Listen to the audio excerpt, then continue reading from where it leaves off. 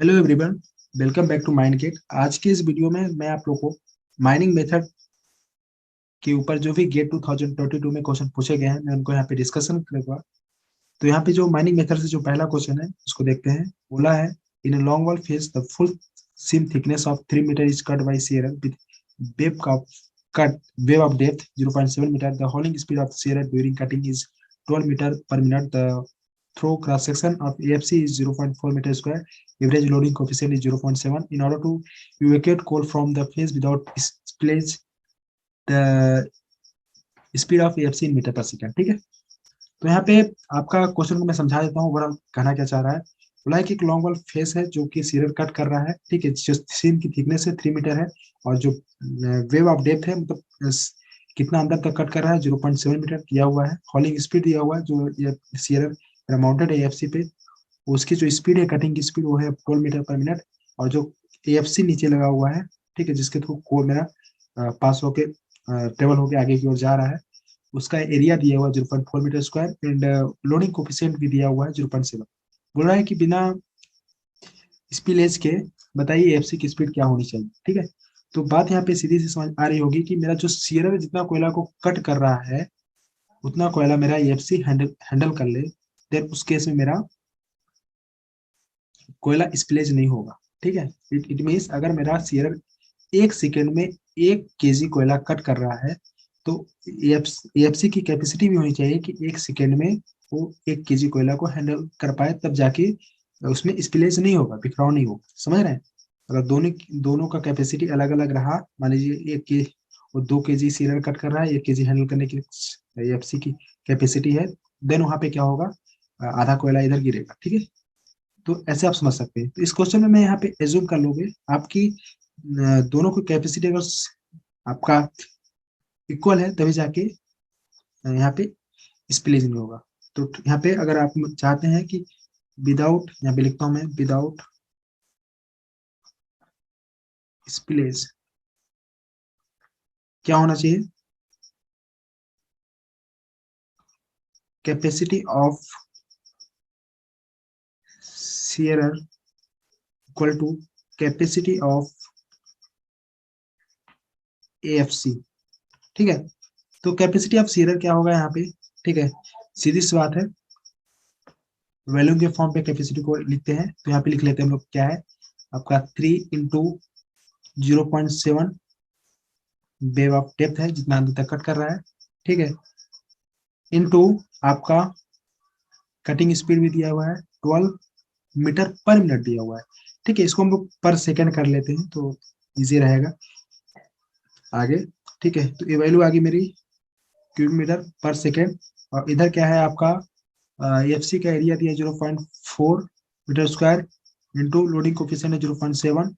ठीक है, इंटू जो एक्स ले लेते हैं हम लोग, एक्स मीटर पर सेकेंड, ये है आपका स्पीड ऑफ एफसी।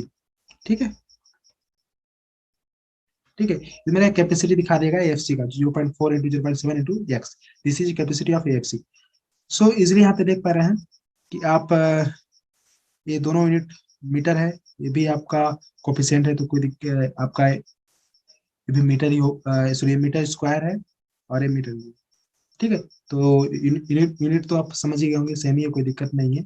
तो यहाँ पे इधर से अगर मैं इसको एक्स कंसिडर किया हूँ तो इसको मैं यहाँ पे कैंसिल आउट कर देता हूँ, समझाने के लिए किया था मैं वहाँ पे। तो यहाँ से आपका मीटर स्क्वायर, यहाँ पे 1 मीटर स्क्वायर कट जाएगा तो यहाँ पे आ जाएगा मीटर। तो देन यहाँ पे एक्स की जो वैल्यू आएगी मीटर पर सेकेंड आएगी। ठीक है, यहाँ से देखिए मीटर पर सेकेंड। देन यहाँ पे एक्स की वैल्यू फाइंड आउट करेंगे तो आती है आपकी 1.5 मीटर पर सेकेंड, जो कि होगी मेरी एएफसी की स्पीड। एएफसी की स्पीड अगर 1.5 मीटर पर सेकेंड है, देन उस केस में मेरा जो सारा कोयला है अच्छे से हैंडल होकर आगे मूव आउट कर पाएगा। ठीक है, चलिए नेक्स्ट क्वेश्चन को देखते हैं जो कि माइनिंग मेथड के ऊपर था।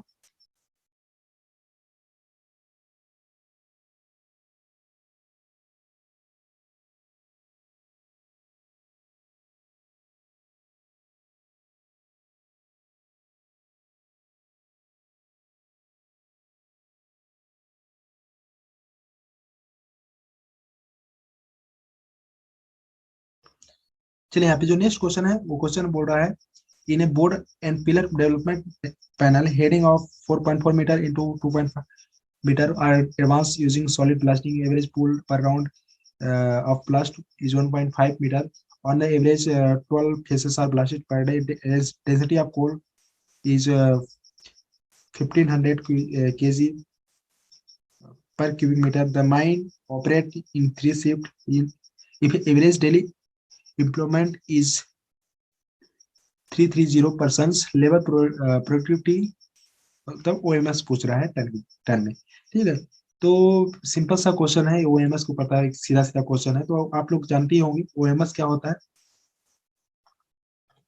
ओएमएस आउट आउटपुट पर मैन पर शिफ्ट, मतलब एक शिफ्ट में एक आदमी के द्वारा कितना प्रोडक्शन किया गया, वही होता है मेरा ओएमएस। मैं यहाँ पे सीधा लिखूं टोटल प्रोडक्शन इन शिफ्ट। अगर एक शिफ्ट में जितना प्रोडक्शन हो रहा है और उसको हम लोग डिवाइड कर दें number of total number of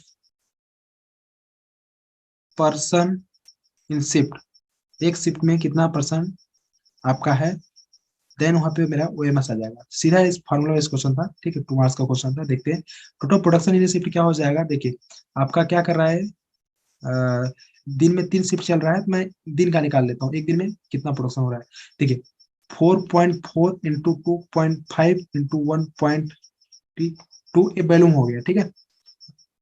then यहाँ पे बोल रहा है कि पर डे 12 फेस हो रहा है, एक फेस ब्लास्ट करने पे इतना आपका मटेरियल निकलेगा, तो 12 फेस ब्लास्ट करने में आपका कुल इतना मटेरियल निकलेगा, ठीक है।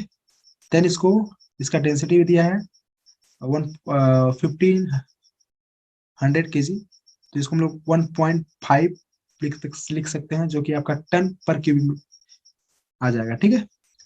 तो ये आपका एक दिन का आ गया, एक दिन में इतना प्रोडक्शन हो रहा है, ठीक है। और एक दिन में 3 शिफ्ट है, तो इसको हम लोग डिवाइड कर सकते हैं 3 से। इस सारा डाटा को 3 से डिवाइड कर दिया, एक शिफ्ट में आ गया प्रोडक्शन। देन इसके बाद बोला है एवरेज डेली इम्प्रूवमेंट इज 330%, ठीक है। दिन का जो इम्प्रूवमेंट दिया है 330, तो ये एक दिन में 3 शिफ्ट है, ठीक है। तो हम लोग 3 से डिवाइड करके एक शिफ्ट में निकाल लेंगे कितने परसेंट होंगे, तो एक शिफ्ट में डिवाइड करेंगे, मतलब कि यहाँ पे हम लोग 330 को डिवाइड करेंगे 3 से, तो सिंपल सा मेरा ये एक शिफ्ट का आ जाएगा। यहाँ पे देख रहे हैं आपका 3 तो यहाँ से कैंसिल हो जाएगा, ये जो इसको वैल्यू डिवाइड करेंगे तो सीधा जो आंसर आता है आपका 0.72 टन आता है, ठीक है। मतलब एक शिफ्ट में एक आदमी के द्वारा इतना टन प्रोडक्शन किया जा रहा है कोयले, ठीक है। तो एमएस एक सिंपल क्वेश्चन था, सीधा सीधा फार्मूला बेस्ड। आगे देखते हैं। ये क्वेश्चन था आपका मेटल माइनिंग से पूछा गया था क्वेश्चन। इसमें कुछ नहीं था, ग्राफ दिया हुआ था जिसमें पूछा था कि कौन सा मेथड यहाँ पे होगा, ठीक। एक छोटा सा की पॉइंट था जिसको हम लोग यहाँ पे मतलब की अटेंशन करना पड़ेगा, ध्यान देना पड़ेगा। बोला है in bottom section of stopping block इस dimension 200 metre into 40 metre. If the modified RMR of rock mass is 50, the appropriate method of mining on basis of Lobster's chart in given figure is, ठीक है। इसमें बोला है कि एक chart दिया हुआ था, ठीक है। इसमें एक साइड में हाइड्रोलिक रेडियस को दिखाया गया है, एक साइड में आपको मॉडिफाई आरएमआर दिखाया गया है, जिसमें यहाँ पे स्टेबल सपोर्टेबल केबिंग मेथड को इस तरह से दिखाया गया है। पूछा गया है कि इसमें बताइए कि मेरा कौन सा मेथड अगर मेरा जो ब्लॉक का डायमेंशन है इतना है, तो कौन सा मेथड एप्लीकेबल होगा अगर आरएमआर 50 है तो, ठीक है। तो इसमें बस एक की पॉइंट है, अगर मेरा आरएमआर क्या है 50, अगर मेरा आरएमआर 50 है यहाँ पे, ठीक है, अगर 50 है तो हाइड्रोलिक रेडियस मुझे फाइंड आउट कर लेता हूँ, तो मैं बता पाऊंगा। मतलब अगर इसका एरिया दिया हुआ है, ये मेरा इस टॉपिक ब्लॉक का डायमेंशन का डायमेंशन मतलब इसमें से एरिया दिया हुआ है, मैं इसके थ्रू अगर बता पाऊँ कि हाइड्रोलिक रेडियस कितना होगा इसका, तो मैं बता पाऊंगा कौन सा मेथड एप्लीकेबल होगा। तो जानते हैं कि आपका हाइड्रोलिक जो रेडियस होता है, हाइड्रोलिक जो रेडियस होता है वो होता है आपका एरिया अपॉन पेरीमीटर, ठीक है, एरिया अपॉन पेरीमीटर। तो यहाँ पे एरिया है आपका 200 इंटू 40 डिवाइड बाई सिंपल सा हम लोग यहाँ पे हाइड्रोलिक रेडियस को फाइंड आउट कर लेंगे, ठीक है। तो इसके बाद हम लोग को कोऑर्डिनेट मिल जाएगा। कोऑर्डिनेट के थ्रू हम लोग यहाँ पे ग्राफ में देख पाएंगे कि जो ग्राफ है आपका हाइड्रोलिक रेडियस एंड आरएमआर के बीच में, तो कोऑर्डिनेट के थ्रू हम लोग देख पाएंगे कि कौन सा मेथड इसमें कहाँ पे लाइज कर रहा है, ठीक है। तो यहाँ पे जो हाइड्रोलिक रेडियस आ रहा है आपका 16.67 आ रहा है, तो कोऑर्डिनेट मेरा हो जाएगा 16.67 कमा 50, और इस आपका हाइड्रोलिक रेडियस है और वो आपका 50 आरएमआर है, मॉडिफाई आरएमआर, ठीक है। अब इस कोऑर्डिनेट के थ्रू हम लोग देखेंगे यहाँ पे जो 50 आरएमआर मॉडिफाई हो रहा है और हाइड्रोलिक रेडियस है आपका 16.67, तो ये आपका आ रहा है आपका सपोर्टबल, ठीक है, सपोर्टबल वाले पोर्शन में आ रहा है। तो आपको ये सपोर्टबल मेथड जो भी होगी वो आपका यहाँ पे राइट आंसर हो जाएगा इसका। तो यहाँ पे आप लोग देख पाएंगे कि shrinkage, cut and fill, block caving, sub level caving, block caving तो होगा नहीं कभी क्योंकि सब लेवल स्टॉपिंग भी नहीं होगा आपको, यहाँ पे श्रिंकेज स्टॉपिंग भी नहीं होगा, कट एंड फिल्म होगा क्योंकि यहाँ पे हम लोग करते क्या है, और को एक्सट्रैक्ट करते हैं, ठीक है। इसके बाद वहाँ पे हम लोग क्या करते हैं, उसमें फिलिंग करते हैं वेस्ट मटेरियल, ठीक है ना। तो ये आपका कट एंड फिल मेथड आपका सपोर्टबल मेथड के अंदर आता है, ठीक है। चलिए यहाँ पे नेक्स्ट क्वेश्चन को देखते हैं, जो भी नेक्स्ट क्वेश्चन आपका मेथड से बोला गया आया है हुआ है। extraction ratio during development of wooden pillar panel is 0.15 in flat seam. The panel is further extracted by binding the galley and extraction ratio change 0.25. The percentage change in pillar stress considering gravity area method. ठीक है, तो इसमें बोला है कि मेरा जब extraction ratio 0.15 था, देन उसको थोड़ा सा वाइडनिंग किया गया गैलरी को, देन उसके बाद जो एक्सट्रैक्शन रेशियो हो जाता है 0.25 हो जाता है। तो मेरा बताइए कि पिलर के जो स्ट्रेस में कितना चेंजेस आ रहा है, कितना परसेंटेज चेंज कितना आ रहा है। तो ये भी बहुत ही इजी क्वेश्चन है, ठीक है, इसमें कुछ नहीं, बस परसेंटेज चीज पूछा है। इट मीन हम लोग यहाँ पे सॉल्व करते हैं कैसे।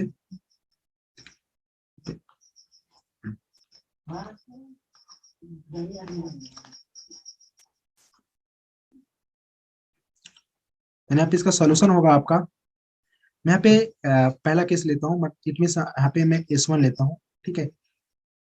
S1 कंडीशन में क्या हुआ, पहला केस जो है आपका बोल रहा है कि एक्सट्रैक्शन रेशियो 0.15 था, जो गामा एच क्या होता है, पर स्ट्रेस ऑन पिलर क्या होता है, यहाँ पे एक फार्मूला लिख लो आप लोग। स्ट्रेस ऑन पिलर का फार्मूला होता है गामा एच 1/1 - R, ठीक है। तो पहला केस मैं S1 लिख रहा हूँ, ठीक है। तो gamma H 1/1 - R is extraction ratio, R is extraction ratio.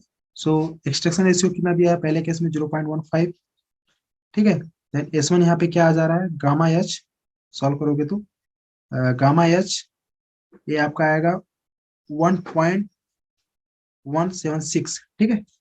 और सेकेंड कंडीशन जो S2 है, सेकेंड केस को ले रहे हैं, तो बोल रहा है कि वाइंडिंग करने पे जो एक्सट्रैक्शन रेशियो 0.25 हो जाता है, मतलब गामा एच 1/1 - 0.25, और इसको सॉल्व करोगे तो ये आता है आपका गामा एच, इसको देखेंगे तो आपका 1.33 आता है, ठीक है।